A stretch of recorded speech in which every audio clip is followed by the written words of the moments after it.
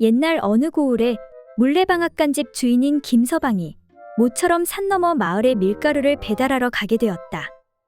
그런데 산 너머 그 마을 술집에는 얼굴 반반한 계집들이 있다는 소문을 들었기에 들떠 있었다.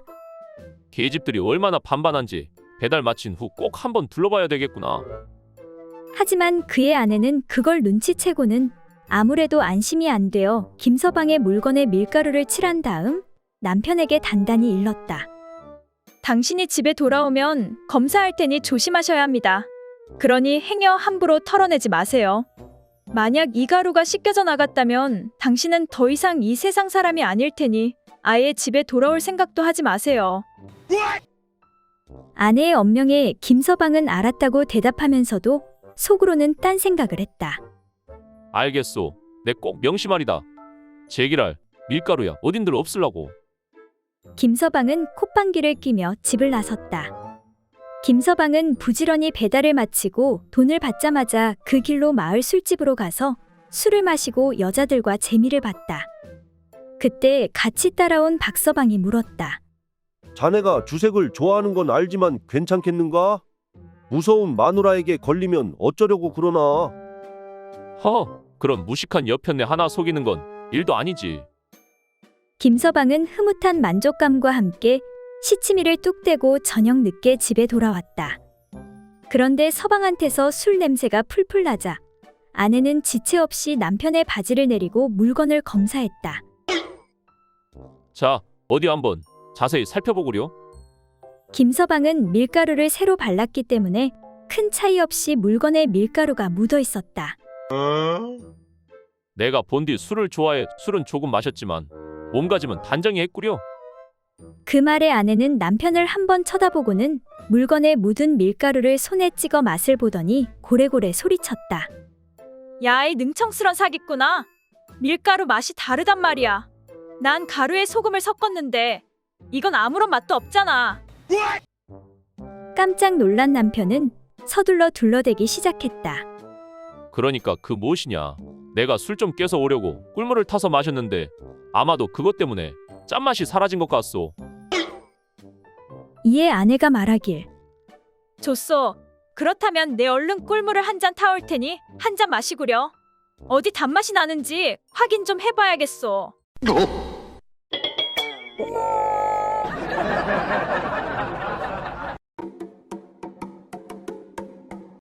옛날 어느 고을에 한 선비가 살고 있었는데 매번 과거에 응시하였지만 번번이 떨어지고 말았다. 부인 미안하오. 이번에도 떨어진 것 같구려. 서방님, 지금처럼 공부하시면 앞으로도 합격하지 못할 것 같습니다. 그러니 힘드시더라도 산속 암자에 들어가 공부에 매진하도록 하십시오. 난 부인 없인 하루도 못 산단 말이오. 이미 큰 스님께 말씀드렸으니 그리하시지요. 그런데 암자에 들어간 선비는 끓어오르는 욕구를 해결할 수 없어 견딜 수가 없었다. 마누라가 보고 싶어 공부에 집중이 안 되는구나. 그러다 우연히 구멍 뚫린 호박을 보게 되었는데 그 구멍의 모양과 색깔이 꼭 여자의 그것과 같아 보였다. 그리하여 선비는 욕구가 생길 때마다 남몰래 호박에 자신의 물건을 집어넣고 즐기고 난 뒤 의자 밑에 감추어 두었다. 그런데 비밀은 없는 법. 한 번씩 암자를 찾아오는 선비의 큰 조카가 이러한 사실을 눈치채고 있었다. 어느 날 선비를 찾아온 조카가 작은아버지, 공부는 잘 되시는지요? 이번에는 꼭 과거에 합격하셔야 하는데 말입니다.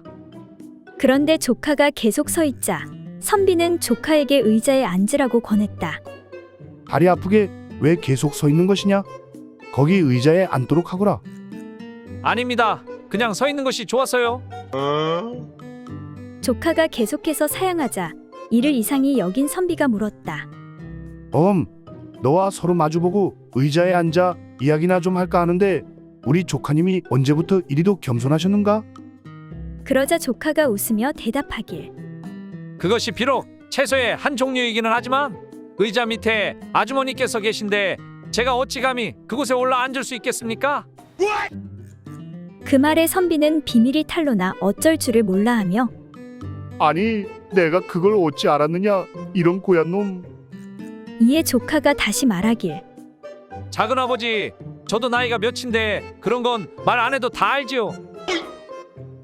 그리고 사실 잘은 모르시겠지만 우리 매형이 오이가 아닙니까?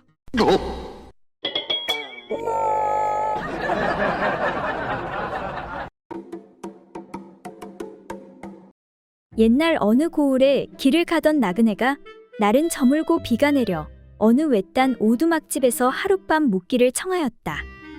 지나가는 나그네이온데 하룻밤만 묵고 가게 해주십시오. 그런데 그 집에는 혼자 된 시어머니와 과부 며느리 그리고 시집가지 않은 시누이 셋이 살고 있었다. 그리고 방이 하나뿐이어서 하는 수 없이 나그네를 부엌바닥에 재워주었다. 아이고, 부엌이 왜 이리 춥냐? 이러다 감기 걸리겠네. 나그네는 재워주는 것이 고맙긴 하였으나 춥기도 하고 불편해서 차츰 생각이 달라졌다. 이에 나그네는 꾀를 내 끙끙 앓는 소리를 냈다. 콜록 콜록. 아이고, 머리야 다리야. 너무 춥다 추워. 그러자 시누이가 어머니, 저 나그네가 딱하니 방에 들어오게 해서 윗목에서 재우도록 하지요. 하고 청하여 하는 수 없이 나그네를 방으로 들였다. 정말 고맙습니다. 나그네는 연신 고맙다고 인사를 하더니 집신을 가지고 들어와 입에 물고는 윗목에 눕는 것이었다. 아니, 집시는 왜 물고 눕는 것이요? 이를 이상하게 여긴 며느리가 연유를 묻자 나그네가 이렇게 하지 않으면 제가 잠꼬대가 심해서 다들 잠을 못 주무실 것입니다. 하고 대답한 후 나그네는 금세 코를 골며 잠에 골아 떨어졌다. 그러자 궁금해진 며느리가 나그네의 입에서 살그머니 집신을 빼어낸 후 재빨리 내려와 자는 척하니 순간 나그네가 갑자기 에휴, 참. 저 여자 좀 데리고 잤으면 좋겠구나. 아이고, 한번 데리고 잤으면 좋겠구나. 하고 반복해 잠꼬대를 하며 여인들의 마음을 떠보는 것이었다. 그러자 며느리가 그 말을 받아 자는 척하며 아이고, 데리고 자고 싶으면 데리고 자면 되지. 안 될 건 뭐 있겠소? 라고 화답하니 나그네가 잠꼬대를 하는 척 아래쪽으로 굴러와 며느리와 즐거운 행사를 치른 후 자리로 돌아가려 하자 아랫목에 누워있던 시누이가 분한 생각이 들어 허참, 이왕에 할 거면 새 것하고 하지 헝것하고 할 건 뭐야? 이런 제기랄, 나 같으면 새 것하고 하겠네.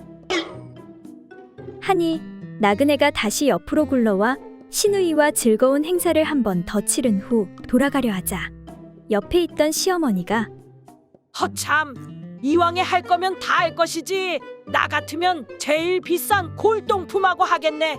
이런 제기랄.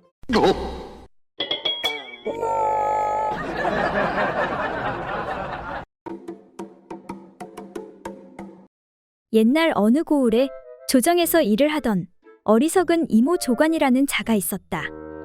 그런데 이 이모 조관은 색을 어찌나 밝히는지 여종 중에서도 반반하게 생긴 여종은 그냥 두지 않았다. 그러던 하루는 벌건 대낮임에도 불구하고 여종 하나를 이끌고 마당 정원에 파묻혀 그 짓을 하느라 여념이 없었다. 아이고, 요 이쁜 것 이리 가까이 와보거라. 나으리, 누가 보면 어쩌려고 이러십니까? 때마침 근처를 지나가던 하인들이 마당 정원에서 나무 사이로 보이는 그 광경을 잘못 보고는 집으로 침입하려는 도둑으로 오해해 소리쳤다. 야, 이 도둑놈아. 저기 도둑놈이 들었다. 저놈을 어서 잡아라. 하고는 저마다 손에 몽둥이를 들고 곧장 그곳으로 뛰어들었다. 뜻밖의 사태에 처지가 난감해진 이 조관은 끼고 있던 여종을 얼른 나무 뒤로 숨겨놓고 자기는 하인들 앞으로 뛰어나와 시치미를 뚝 뗐다. 왜 이리 시끄러우냐? 아이고, 나으리, 다름이 아니오라. 방금 도둑놈이 들어온 것 같아서 그렇습니다요. 뭐라고? 도둑이 들었다니 그게 사실이냐? 도둑놈 소리에 나무 뒤에 숨어있던 여종이 놀라 튀어나왔다. 나으리, 도둑놈이 들어왔다니 그게 무슨 말씀이옵니까? 너무 무섭습니다. 그러자 곧바로 사태를 파악한 하인들은 터져나오는 웃음을 애써 참으면서 이렇게 둘러댔다. 나으리, 사실 도둑놈이 방금 전에 이 탐을 넘어서 도망쳤습니다요. 그러니 안심하셔도 되십니다. 그러자 어리석은 이조관은 하인들에게 들키지 않았다고 착각하고 허세를 부리며 말했다. 그 도둑놈이 만약 나한테 걸렸으면 뼈도 못 추렸을 텐데 용케 알고 도망갔구나. 하니 하인들이 웃으며 말하길. 나으리, 그래도 조심하셔야 합니다. 제가 보니 그 도둑놈이 쬐깐한 가죽 몽둥이를 달고 있었거든요.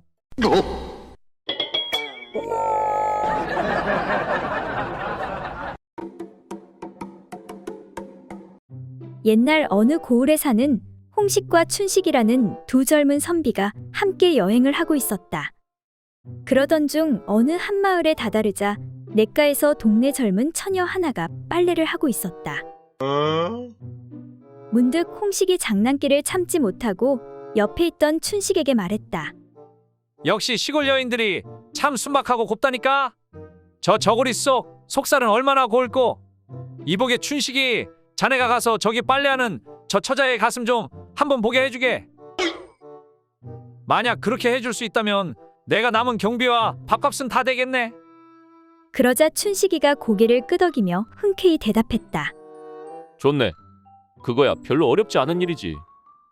그렇게 두 사람은 빨래를 하고 있는 처녀에게 다가갔다. 그리고는 춘식이가 말했다. 이보시오, 빨래하는 낭자. 네, 왜 그러시오? 다름이 아니라 내가 듣자 하니 지금 이 고을에 마땅히 2개가 있어야 하는 것이 3개가 있는 요괴들이 있다고 하더이다. 그래서 그것들 때문에 큰 흉년이 들 것이라는 소문이 자자하오.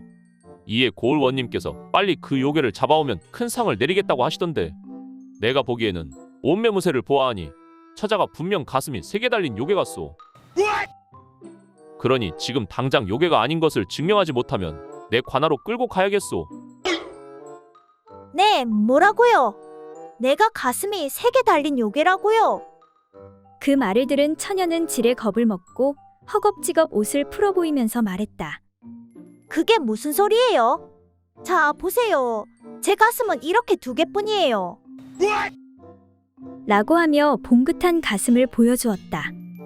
이에 춘식이는 내기에서 이겼다고 좋아하며 자네 받는가? 틀림없이 약속을 지켜야 하네. 아이고, 내 오랜만에 좋은 구경했구먼. 틀림없이 약속은 지키지. 그때 처녀가 말했다. 선비님, 정말 원님께서 요괴를 잡아오면 큰 상을 주신다고 하셨습니까? 그렇소. 다행히 처자는 요괴가 아니니 이제 안심해도 되시오. 그런데 선비님, 제가 보니 저 옆에 있는 선비님이 아무래도 가운데 다리가 하나 더 달린 요괴 같은데 얼른 잡아가시지요.